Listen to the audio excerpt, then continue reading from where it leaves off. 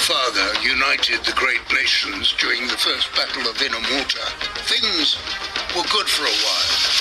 Until your mother, a great woman, may the spears guard her soul, gave birth to you and the rest of the royal siblings. We as generals knew it wouldn't be long. Your father would rightly want his own heirs, leading his armies. We begged your father to keep the old way, selection by the trials of superiority. He agreed.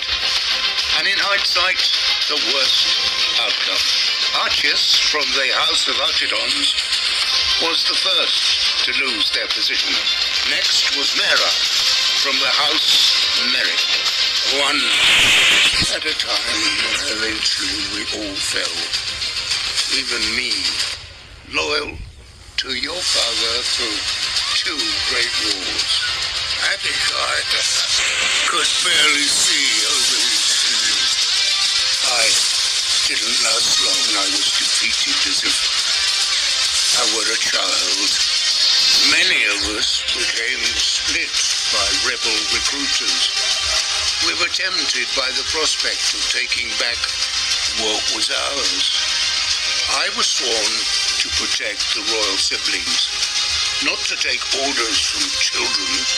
When Adekai was struck down in battle, surely it was my turn to step back in. Your father assigns the trails to me. The boy doesn't even train, never in school, and worst of all, doesn't believe in the way of the spear. Oh, that was the final splinter. I left to find my own way. Hundreds loyal to me followed. We were in search of the old ways. But what we were led to was something ancient, something magical, and it changed everything forever. It turns out we're not the only ones that got lucky.